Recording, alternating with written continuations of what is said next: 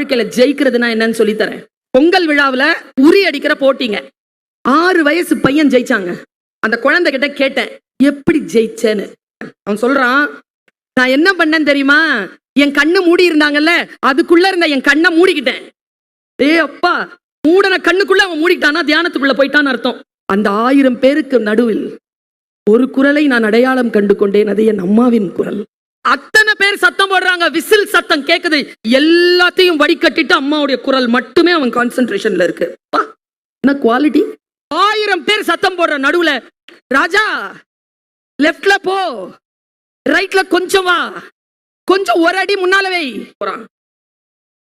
கரெக்டா வரும்போது அம்மா சொன்னாங்க, கைய உயர்த்துறான். கைய உயர்த்தினான், அட்ரா இப்போ நான் பாருங்க, அடிச்சான், உரி உடைஞ்சிருச்சு. யாரை நீங்கள் பின்பற்றுகிறீர்கள்? யார் குரலை கேட்கிறீர்கள்? அந்த குரலை கேட்கின்ற பொழுது 1008 டிஸ்ட்ராக்ஷன் வரும். அந்த டிஸ்ட்ராக்ஷன் எல்லாத்தையும் உதிர்த்துட்டு நீங்க போகணும்னு சொன்னா, இந்த டீச்சரா ஒரு அம்மாவை உங்களுக்கு சொல்லித்தர, இந்த பிசாசை நிறைய பயன்படுத்தாதீங்க.